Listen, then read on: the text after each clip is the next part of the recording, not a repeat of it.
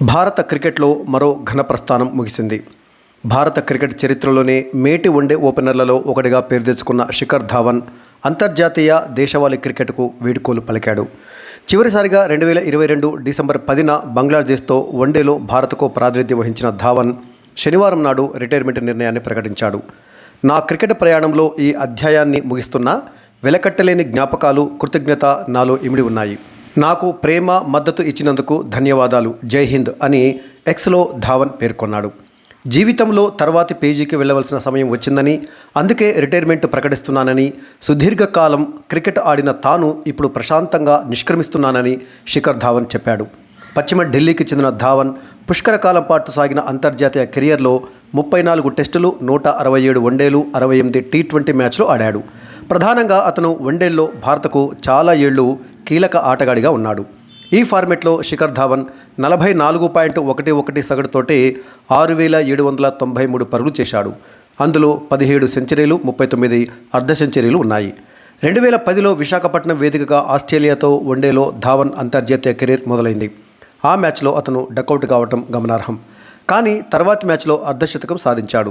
తన 6-7 వన్డేలలో అతను వరుసగా 2 సెంచరీలు బాదటంతో ఇక వెనుతిరిగి చూసుకోలేదు. ధావన్ పేరెత్తగానే అతనాడిన మేటి ఇన్నింగ్స్లో మాత్రమే కాదు, తన హావభావాలు కూడా గుర్తుకు వస్తాయి. ముఖ్యంగా క్యాచ్ పెట్టినప్పుడు తొడగొడుతూ సంబరాలు చేసుకునే శైలిని అభిమానులు మర్చిపోలేరు. అలాగే సెంచరీ చేసిన అనంతరం మీసం తిప్పడం, 2 చేతులు చాచి అభిమానులకు అభివాదం చేసే తీరు కూడా ప్రత్యేకమైనవే. ప్రపంచ కప్, ఛాంపియన్స్ ట్రోఫీ లాంటి ప్రతిష్టాత్మక ఐసీసీ టోర్నీలలో ఉండే ఒత్తిడి అంతా ఇంత కాదు.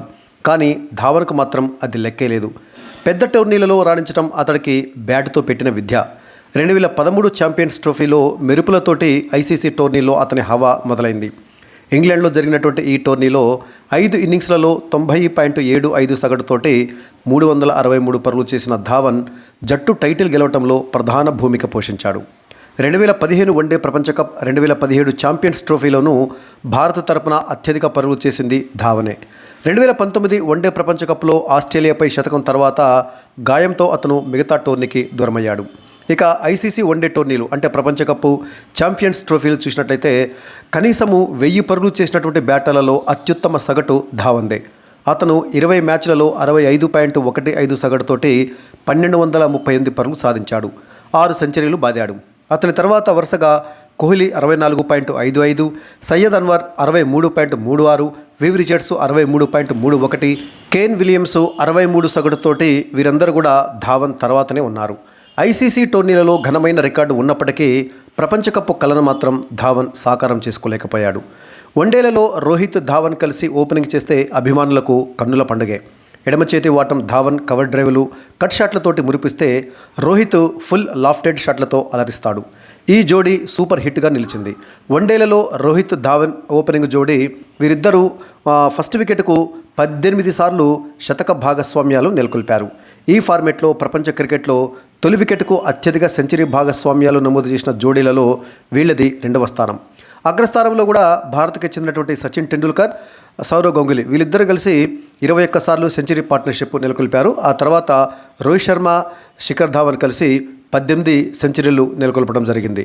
రోహిత్, ధావన్ కలిసి వన్డేలలో 115 ఇన్నింగ్స్లలో 5,148 పరుగులు చేశారు. ఓపెనింగ్ జంట చేసినటువంటి 4వ అత్యుత్తమ ప్రదర్శన ఇదే. ధావన్ అనే ప్రతిభావంతుడైన క్రికెటర్ గురించి క్రికెట్ ప్రపంచానికి 2004 అండర్-19 ప్రపంచ కప్తోనే తెలిసి వచ్చింది. ఆ టోర్నీలో ధావన్ మామూలుగా రెచ్చిపోలేదు. 7 మ్యాచ్లలో 84.16 సగటుతోటి 505 పరుగులు చేశాడు. ఇందులో 3 సెంచరీలు ఉన్నాయి. ఓ అండర్-19 ప్రపంచ కప్లో అత్యధిక పరుగులు చేసిన ఆటగాడిగా అతను అప్పుడు రికార్డు సృష్టించాడు. ఆ రికార్డును 1 పరుగు తేడాతో 2022లో దక్షిణాఫ్రికాకు చెందినటువంటి డెవాల్ట్ బ్రేవిస్ తిరగరాశాడు. ఆ ప్రపంచ కప్లో ప్లేయర్ ఆఫ్ ది టోర్నీగా నిలిచినటువంటి ధావన్ యువ భారత్ సెమీస్ వరకు వెళ్లడంలో కీలక పాత్ర పోషించాడు. ఇక శిఖర్ ధావన్ యొక్క ఇంటర్నేషనల్ క్రికెట్ స్టాటిస్టిక్స్ చూసినట్లయితే మొత్తం 34 టెస్ట్ మ్యాచ్లు ఆడినటువంటి శిఖర్ ధావన్ 58 ఇన్నింగ్స్లలో 2,315 పరుగులు చేశాడు. అతని యొక్క హైయెస్ట్ స్కోరు 190 పరుగులు. యావరేజ్ చేసినట్లయితే టెస్టుల్లో 40.61గా ఉంది. ఇక అదే వన్డే ఇంటర్నేషనల్ చూసినట్లయితే మరింత మెరుగ్గా ఉంది శిఖర్ ధావన్ యొక్క రికార్డు. మొత్తం 167 వన్డే మ్యాచ్లలో 164 ఇన్నింగ్స్ ఆడి 6,793 పరుగులు చేశాడు. అందులో 143 హైయెస్ట్ స్కోరు. యావరేజ్ విషయానికి వచ్చినట్లయితే 44.11, చాలా మంచి యావరేజ్. టెస్టులలో 40.61 ఉంటే సాధారణంగా ఏంటంటే టెస్టులలో ఎక్కువ యావరేజ్ ఉంటే వన్డేలలో కాస్త తక్కువ యావరేజ్ ఉంటుంది. కానీ శిఖర్ ధావన్కి వన్డేలలోనే ఎక్కువ యావరేజ్ ఉందంటే అతడు ఎంత సక్సెస్ఫుల్ ప్లేయరో వన్డేలలో మనకు అర్థమవుతుంది. ఇక T20 ఇంటర్నేషనల్కి వచ్చినట్లయితే మొత్తం 68 T20 ఇంటర్నేషనల్ మ్యాచ్లు ఆడినటువంటి శిఖర్ ధావన్ 66 మ్యాచ్లలో బ్యాటింగ్ చేసి 1759 పరుగులు చేశాడు. అందులో హైయెస్ట్ స్కోరు 92 పరుగులు. ఇక T20 ఇంటర్నేషనల్లో అతని యొక్క యావరేజ్ 27.92గా ఉంది.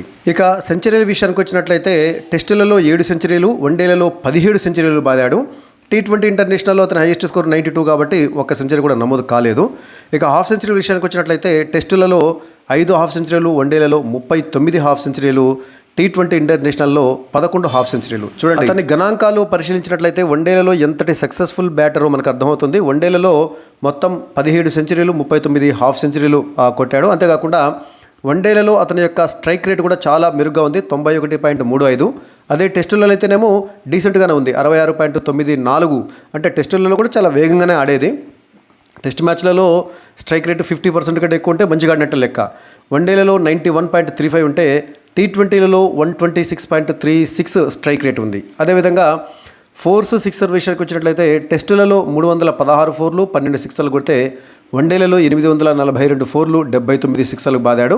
ఇక T20 ఇంటర్నేషనల్లో 191 ఫోర్లు, 50 సిక్స్లు బాదాడు శిఖర్ ధవన్. అతని యొక్క గణాంకాలను బట్టి కూడా మనము అతడు ఎంతటి విలువైనటువంటి ప్లేయరో, అంటే టెస్టులలో కానీ T20లలో కానీ పెద్దగా ఎక్కువ పరుగులు చేయకపోయినప్పటికీ అతడు స్వార్థంతో ఆడకుండా, అంటే తన గణాంకాలను మెరుగుపరుచుకోవడం కోసం ఆడకుండా జట్టు కోసము చాలా ఫాస్ట్గా ఆడుతూ అదే క్రమంలో అవుట్ అవుతూ ఉండేవాడు శిఖర్ ధవన్. సో మొత్తానికి భారతదేశము ఒక అమూల్యమైనటువంటి నిస్వార్థమైనటువంటి క్రికెటర్ యొక్క సేవలను ప్రస్తుతము కోల్పోతుంది. అయితే ఇంటర్నేషనల్ క్రికెట్ నుంచి శిఖర్ ధవన్ అవుట్ అవుతున్నప్పటికీ మనం కొంతకాలం పాటు ఐపీఎల్లో అతని యొక్క ఆటను, అతని యొక్క బ్యాటింగ్ను మనం చూడవచ్చు. ప్రస్తుతము ఐపీఎల్లో కింగ్స్ 11 పంజాబ్ కింగ్స్ అంటారు ఇప్పుడు. అది ఒకప్పుడు కింగ్స్ 11 పంజాబ్, ఇప్పుడు పంజాబ్ కింగ్స్.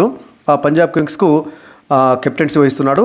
సో లాస్ట్ సీజన్లో కూడా కొన్ని మ్యాచ్లు ఆడిన తర్వాత గాయం కారణంగా ఐపీఎల్ కూడా దూరంగా ఉన్నటువంటి శిఖర్ ధవన్ వచ్చే సీజన్లో పూర్తి స్థాయిలో ఆడేటటువంటి అవకాశం ఉంటుంది. ఒకవైపు ఏజు, ఇంకొక వైపు తరచుగా గాయాల బారిన పడతాం, మరొక వైపు యువ క్రికెటర్లు టీమిండియాలోకి ఎంట్రీ ఇవ్వడంతో ఇక తనకు భారత జట్టులోకి ద్వారాలు మూసుకుపోతున్నాయనే విషయాన్ని గ్రహించి మరి ముందుగానే చాలా హుందాగా అంతర్జాతీయ క్రికెట్ నుంచి శిఖర్ ధావన్ తప్పుకున్నట్లుగా మనకి అర్థమవుతుంది. ఇంకా చాలా కాలం పాటు క్రికెట్ ఆడేటటువంటి ఆ సత్తా తనలో ఉన్నప్పటికీ కూడా ఇప్పుడున్నటువంటి పరిస్థితుల్లో టీమిండియాలో మళ్ళీ చోటు సంపాదించడం అనేది కాస్త కఠినమైనటువంటి కష్టమైనటువంటి విషయమే కానీ భావించి అతడు డీసెంట్గా ఇంటర్నేషనల్ క్రికెట్ నుంచి పక్కకు తప్పుకున్నట్లుగా మనకు అనిపిస్తుంది.